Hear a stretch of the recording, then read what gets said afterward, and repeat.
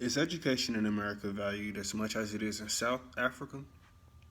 Education is and should be something every American values. In America, we have privileges that a lot of other countries don't have. According to the National Center of Education Statistics, there are 132,853 K through 12 schools. Although schools are growing rapidly, there are still many U.S. citizens who have lost the value of education. Not because it wasn't given to them, but more so because it was taken for granted. Can you, or at least a family member, ever say they wish for another chance to restart high school? I could imagine every 3 or 5 U.S. citizens would. Considering that education is everywhere, the education provided in the U.S. is a lot better than other countries. Try comparing education in South Africa to education in America. Is it the same? No. Here's why. In America, education is provided at no cost to the public. While attending a public school, if any student is in need, students are welcome to receive free transportation along with 2 meals daily. While obtaining a free education in the U.S., textbooks are free, dedicated teachers are provided, and the most moderate technology is given to the students to be put in use.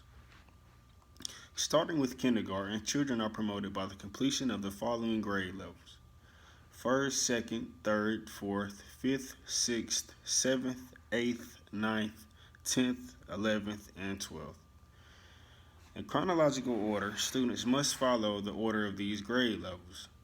These 12 grade levels must be completed, are separated by three different educational institutes: elementary, junior high, and high school. While attending one of the three institutes, if you or your child does not understand the course material, they can still receive extra help. There are many in school and out of school tutoring programs students can attend that are provided at no cost. As mentioned before, America offers great benefits within their educational system. But although everything we need is provided for free, Americans still tend to lose value in the importance of receiving a free education. I myself had once lost the appreciation for receiving a free education. I didn't much realize how much of a blessing a dedicated free education was until reading the book by Trevor Noah, Born a Crime. In Born a Crime, the author is raised in South Africa where his mother is black and his father is German. While Noah was young, he knew that the apartheid laws would keep him away from his father.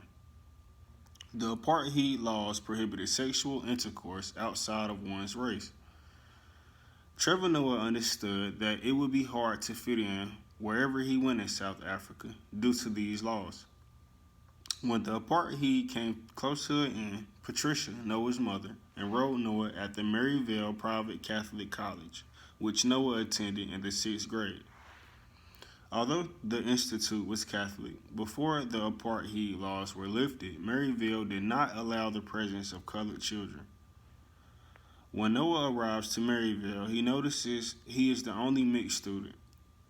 He explained that although he was mixed, the children surrounding him did not define him by his color. Shortly after the 6th grade, Noah then transferred to a public school, or in more clarification, a government school. While attending a government school, Noah explains that all of his classmates are white. Noah also mentions that when he was seen with his classmates, black students did not accept him. Being light skinned made finding associates at school seem impossible for Trevor Noah. Then he meets Thiessen.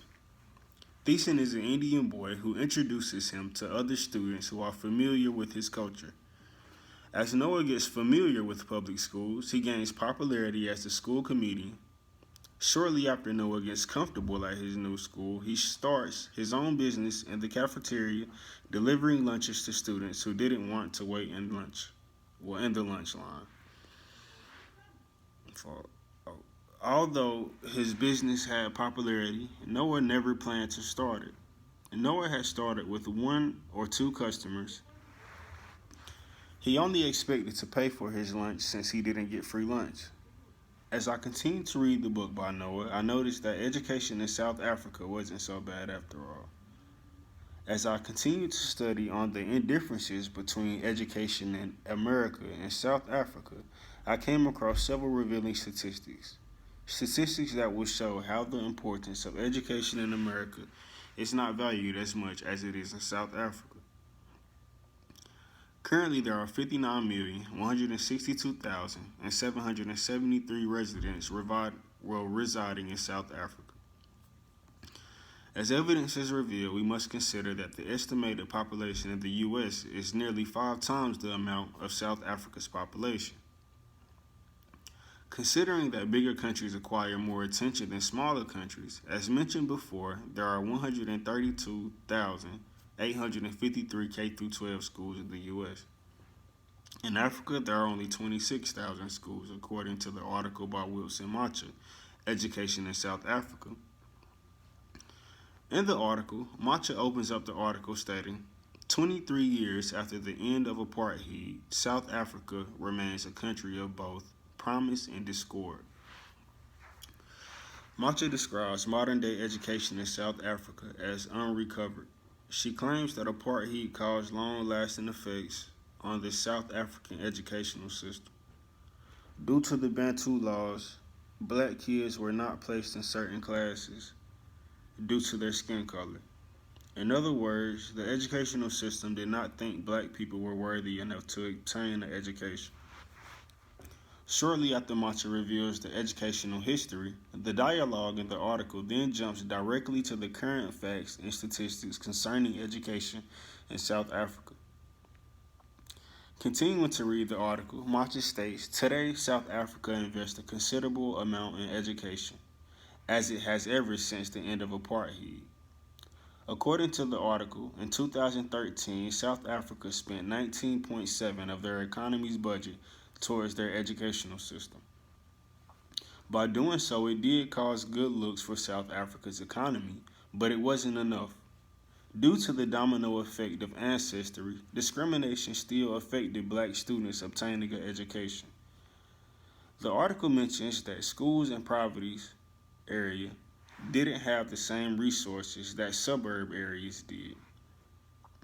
Martha mentions that educational resources and infrastructure also vary radically by location, with children in rural areas often attending schools that lack basics like electricity, running water, or books.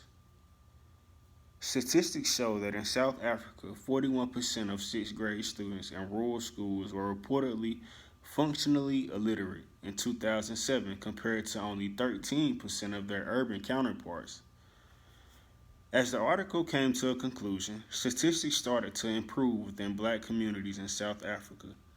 But as Macha claims, statistics will continue to rise in South Africa if equality is instilled into the governmental system. After reading multiple articles, collecting evidence, and reviewing statistics, Americans must see education from a different perspective. Put yourself in a young black South African's place. Imagine how much they would appreciate the benefits of the American educational system. And just think,